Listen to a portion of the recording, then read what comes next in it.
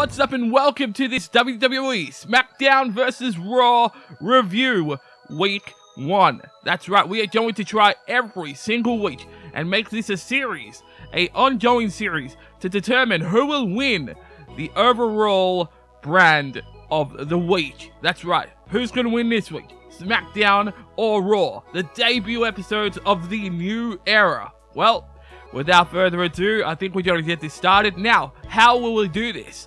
Well, I have 5 minutes set on my timer, and once that 5 minutes is up, I will go over to the other brand and tell you about that. And when that 5 minutes is up, we're pretty much done, and I will tell you who won overall. So, we're going to get this 5 minutes timer happening very soon, and I will talk about first Monday Night Raw. So let's try and do this timer on my phone, and I think we got it already, so let's start it. 5 minutes on the clock right now. Alright, so all of this is off the brain, alright, off the dome. So let me first tell you about how we started off Raw, which was fantastic. First off, we saw the intro to Monday Night Raw. I believe it was Shinedown, who now does the theme song for Monday Night Raw. It's not bad, it's more of a, I don't know, it's not like, you know, the old school Raws, but, you know, it's okay. I really liked Across the Nation. The my generation, you know, that one. But, yeah, when we started Raw, we went into it. Oh, man, it already felt different. First, we saw the announcers. They were standing up. They were where they used to be in the stage area. They're just standing up. They're telling you how, you know, how we're going to presentate our first segment. It was freaking awesome. They went right over to the Stephanie McMahon and Mick Foley in the ring. So they brought out the Raw roster, the entire Raw roster. They all came out on stage. They all presented themselves. And Mick Foley and Stephanie pretty much said, okay, we're having 2 Fatal 4-Ways for the opportunity to fight in the main event of Monday Night Raw. And that will lead into our SummerSlam main event to go up against Seth Rollins for the newly announced WWE title, which is now called the WWE Universal Championship. Don't know what you think about this name, but I'm not a fan of the name. It's very, very, I don't know. It's very cartoonish. It's not like, it doesn't feel real, you know. Universal title, what the hell? Jeez. All right, we're gonna continue on. So we have that title. We have the 8 names that were announced. We had Finn Balor, Kevin Owens, Sami Zayn. I've got to try and count this on my hand. Finn Balor, Sami Zayn, Kevin Owens, Cesaro, Rusev. We also had Roman Reigns. Who else? Come on. Oh man, I'm forgetting. Rusev, Sheamus, and last one was. Why can I not remember the last one? Cesaro? Did I already say Cesaro? I hope I did. Anyways, 8 members of the Raw roster will go up in a Fatal 4-Way of 2 matches. So, let me just break it down on all that stuff. Who won? Finn Balor won his Fatal 4-Way in the first match. Great match. Unbelievable match. Oh, that was awesome. And then in our second Fatal 4-Way, we had Roman Reigns pick up the victory up against all of his members in the Fatal 4-Way. So that was pretty cool.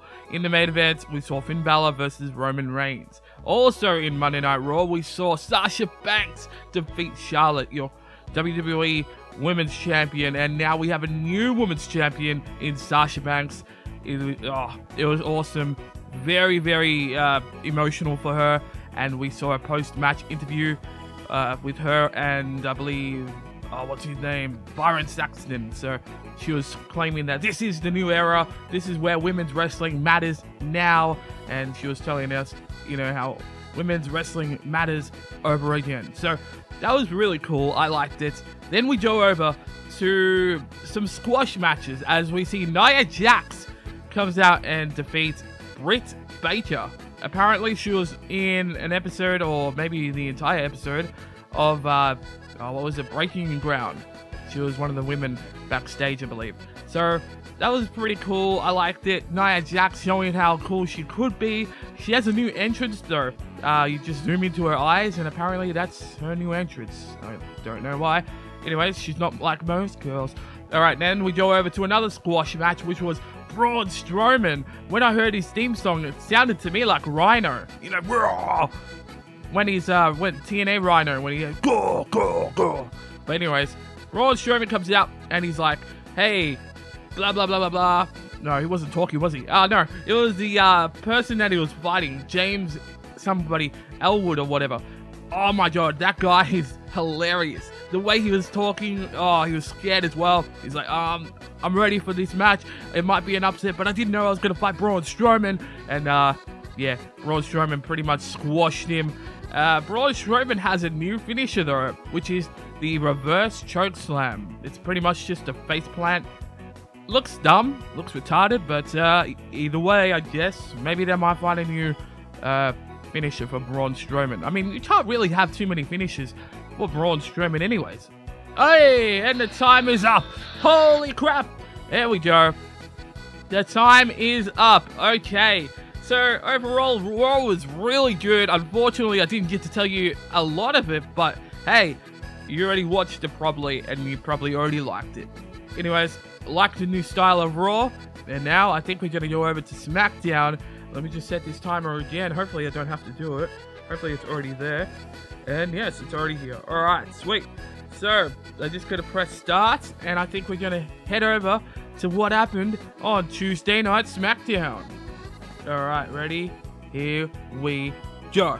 Alright, so, for Tuesday Night SmackDown, we had a new intro. Really cool. I wasn't a fan of it, though. To me, it felt like, I don't know, Dragon Ball Z type thing, because there's lightning all over the place, and I don't know, it didn't really feel cool to me. I thought it was just a weird show intro.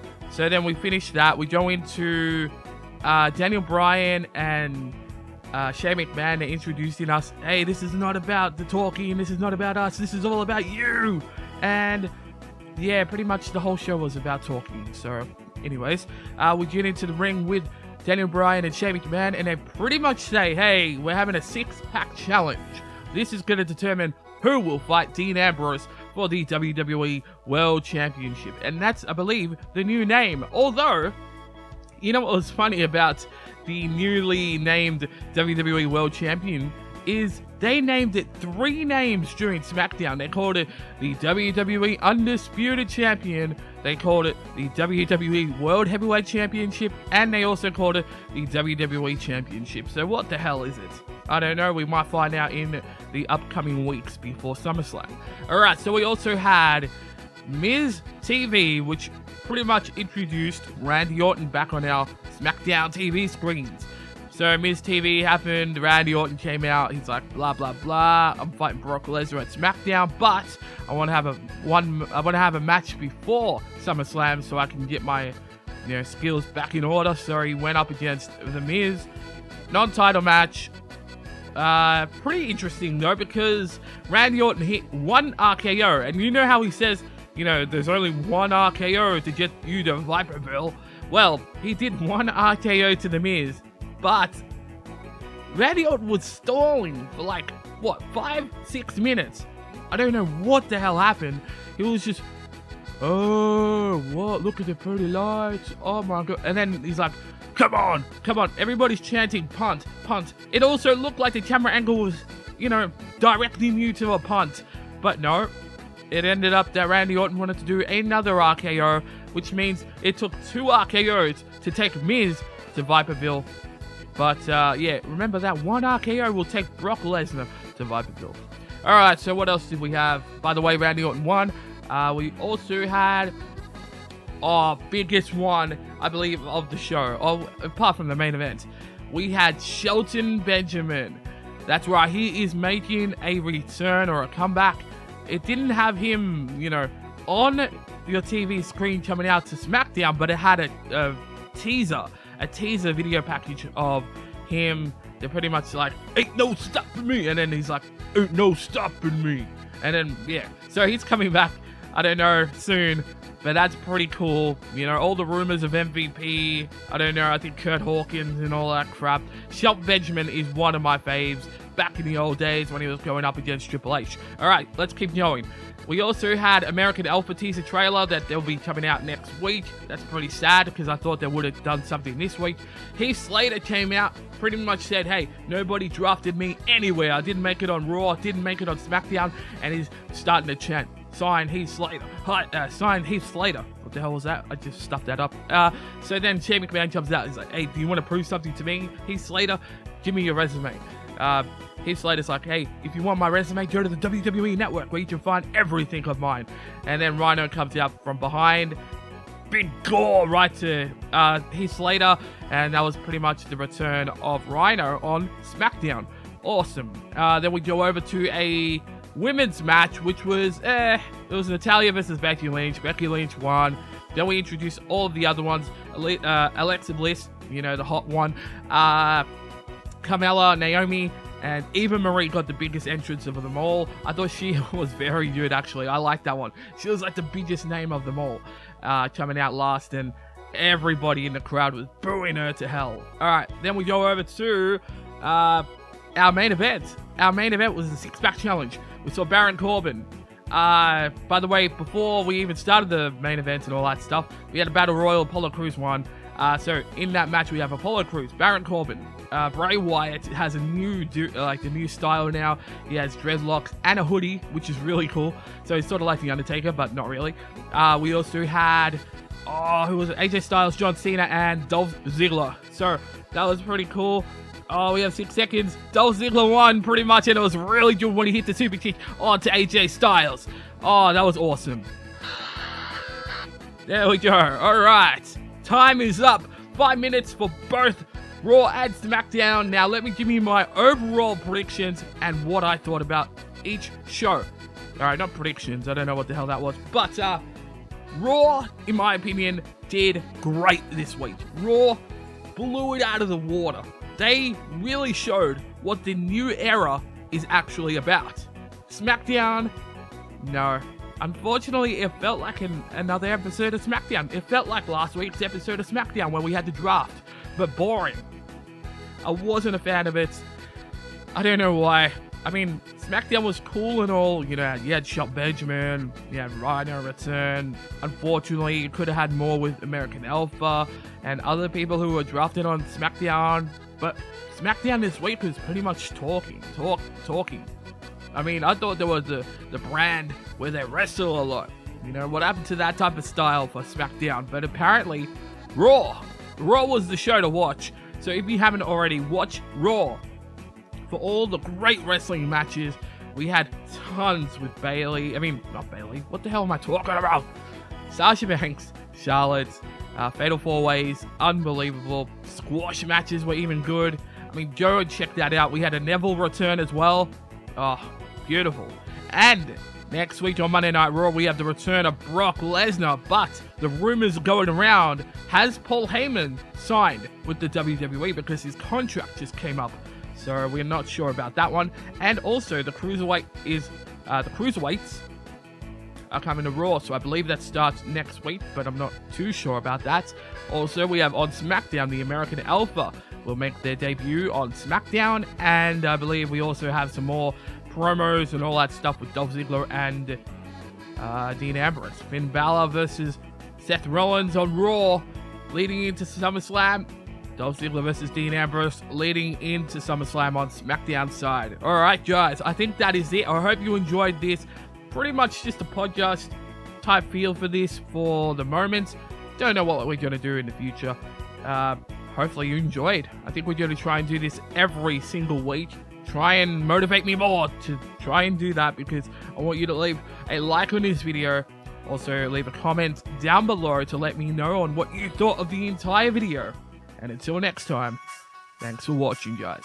The name is Dawn Day Evolution, the solution to the gaming community, which is littered with pollution. The most electrifying man in all of entertainment. No, I'm not hoarding the rock, I'm just making a statement. I am educated, dedicated, never too scared of this. Stand in my way, you're about to be eliminated. Better watch out, or else you're gonna get hurt. I'm only giving you a one-time warning alert, so you better revert back to where you came from. I'm only giving you a sample of my theme song. This is where I belong, on top among all the gods. Follow the motto, which is defeat all odds.